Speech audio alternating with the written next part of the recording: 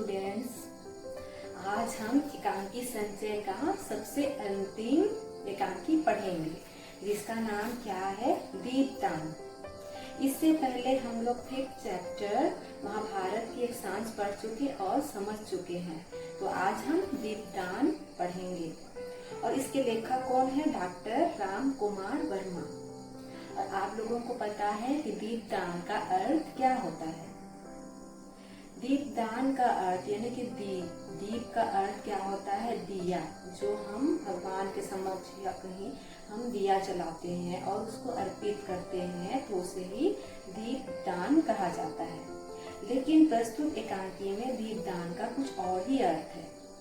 यहाँ एक माता जो धाई माँ है वो अपने पुत्र का बलिदान किसी और के लिए यानी कि मेवाड़ की रक्षा के लिए कर देती है। इसी के बारे में यह कहानी प्रस्तुत एकांकी लिखी गई है। तो आइए आगे हम इस एकांकी के बारे में विस्तार से जानेंगे।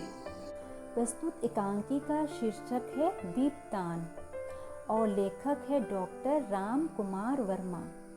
तो आइए एकांकीकार के बारे में जानेंगे। डॉक्टर राम कुमार वर्मा का जन्म 15 नवंबर सन 1905 को मध्य प्रदेश के सागर जिले में हुआ था। इसकी प्रारंभिक शिक्षा सागर में तथा उच्च शिक्षा प्रयाग विश्वविद्यालय में हुई। नागपुर विश्वविद्यालय में इन्होंने पीएचडी की उपाधि प्राप्त की। वर्मा जी प्रयाग विश्वविद्यालय में हिंदी विभाग के अध्यक्ष भी रहे। सन 1963 में भारत सरकार से इन्हें पद्म भूषण की उपाधि में अलंकृत किया। छात्रावस्था से ही ये रंगमंच से जुड़ गए थे, इसलिए इनके नाटकों तथा एकांकियों में अभिनेता का गुण प्रचुर मात्रा में विद्यमान रहता है। आप बहुमुखी प्रतिभा के धनी थे। इन्होंने काव्य, नाटक, निबंध, आलोचना जैसे विधाओं पर अपनी लेखनी चलाई। वर्मा जी को हिंदी नाटकों का जनक कहा जाता है। इनके अधिकांश नाटक ऐतिहासिक तथा सामाजिक समस्याओं से जुड़े होते हैं।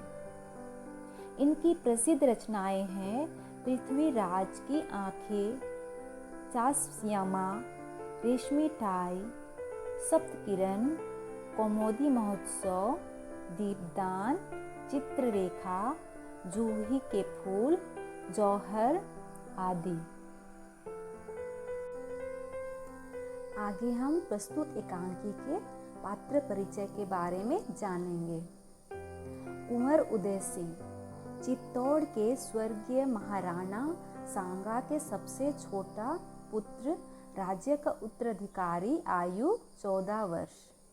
पन्ना धाईमा खींचो जाति की राजधानी कुंवर उदय सिंह का संरक्षण करने वाली धाई, आयु 30 वर्ष। साना रावल स्वरूप सिंह की लड़की, अत्यंत रूपवती और नटखट, कुंवर उदय सिंह के साथ खेलने वाली, आयु 16 वर्ष। चंदन धाई माँ का पुत्र, साहस और स्नेह का प्रतीक, आयु 13 वर्ष।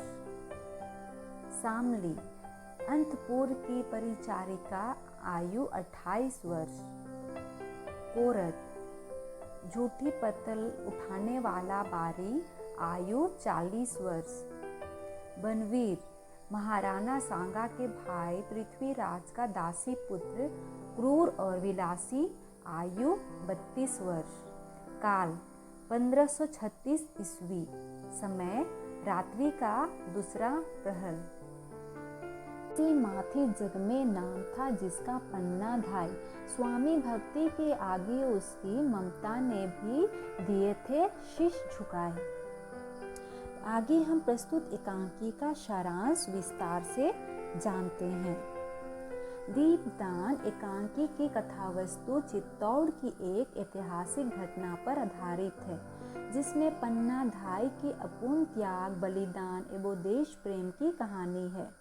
महाराणा सांगा की मृत्यु के पश्चात उनके छोटे भाई पृथ्वी सिंह का दासी पुत्र बनवीर चित्तौड़ पर एक क्षत्र राज्य करना चाहता है। इसलिए वह अपने मार्ग के सबसे बड़े कांटे उदयसिंह को मारना चाहता है। पन्ना धाय उदयसिंह की ऐसी संरक्षिका है जो बनवीर के इरादों के रास्ते में पहाड़ बनी बैठी है। अतः बनवीर रात्रि के समय दीपदान महोत्सव का आयोजन कर उदय सिंह को मारने का षड्यंत्र रचता है। वह अपने बनवाए हुए मयूर पक्ष कुंड में तुलजा भवानी के मंदिर के आगे दीपदान का उत्सव मनाता है। नगरवासी वहां एकत्रित होकर नाचते गाते हैं और जल कुंड में दीपदान करते हैं। समस्त नगरवासी दीपदान उत्सव मनाने में मगन हो जाते हैं और बनवीर सैनिकों तथा सामंतों को अपने पक्ष में करके विक्रमादित्य और उदयसिंह को मारने की योजना बनाता है।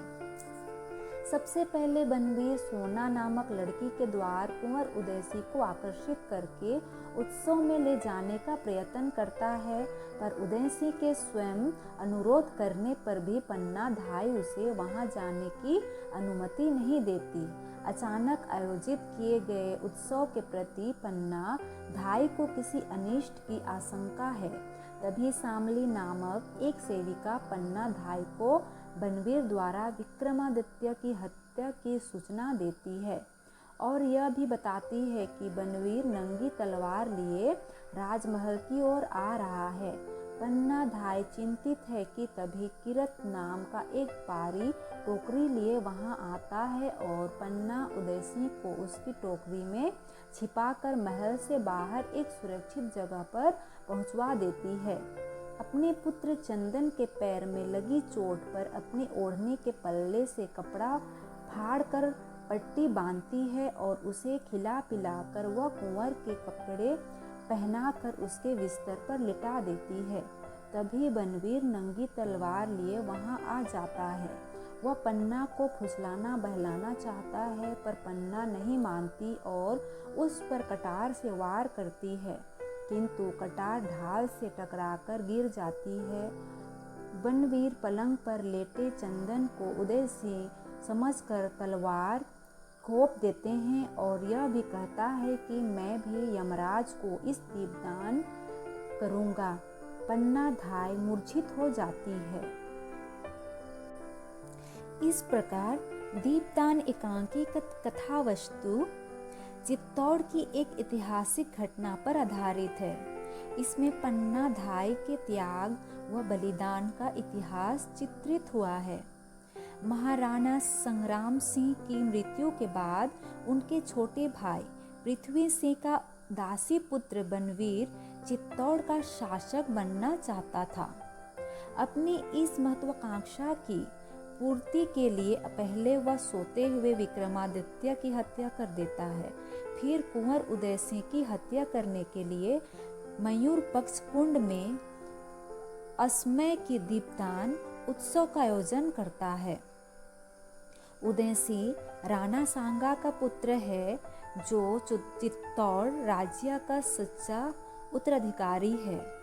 इस कांटे को रास्ते से हटाकर बनवीर स्वयं राजा बनना चाहता है, किंतु उदय सिंह की समझदार धाय इस षड्यंत्र को भांप जाती है और उदय सिंह के बिस्तर पर अपने बेटे चंदन को लिटा देती है और किरत बारी के साथ कुंवर उदय सिंह को नगर से बाहर सुरक्षित जगह पहुंचा देती है।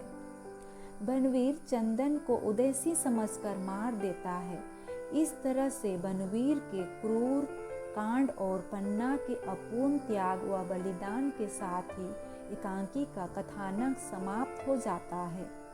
इस तरह से देश के लिए समर्पित एक नारी का बलिदान दिखाकर एक अनुपम उदाहरण पेश किया गया है। राज्य का लोभ ममता की सीमाओं से पार अत्याचार की पराकाष्ठा है, जो हत्याएं करने व षड्यंत्र रचने के लोभ को भी रोक नहीं पा रहा है। अंततः हम देखते हैं कि राष्ट्र हित के लिए व्यक्तिगत और पारिवारिक हित का बलिदान करना ही मनुष्य को महान बना देता है और स्वार्थ नीच बना देता है। आगे हम प्रस्तुत एकांकी के उद्देश्य के बारे में जानेंगे। कि प्रस्तुत एकांकी का उद्देश्य क्या है। इस एकांकी का उद्देश्य बहुत ही स्पष्ट, सार्थक व त्याग से परिपूर्ण है। एकांकीकार ने पन्नाधाय के अपूर्ण त्याग एवं बलिदान की भावना तथा स्वामी भक्ति को इस एकांकी के द्वारा अभिव्यक्त किया है। पन्नाधाई ने अपने कलेजे के टुकड़े अपने पुत्र चंदन का बलिदान करके अपने स्वामी राणा सांगा की धरोहर उदय सिंह की रक्षा करके जो अपूर्ण आदर्श प्रस्तुत किया, उसी को दर्शाना लेखक का उद्देश्य है। इस एकांकी द्वारा एकांकीकार पन्ना के माध्यम से यह संदेश देता है कि राष्ट्र प्रेम पुत्र प्रेम से बड़ा और महान है। पन्ना जैसी स्त्रियां अपने दृढ़ चरित्र से इसे सत्य सिद्ध करती है। इस प्रकार लेखक को अपने उद्देश्य में पूर्ण सफलता मिली है। इस प्रकार प्रस्तुत एकांकी दीपदान समाप्त हुई और जरूर ही आप सभी को समझ में आ गई होगी।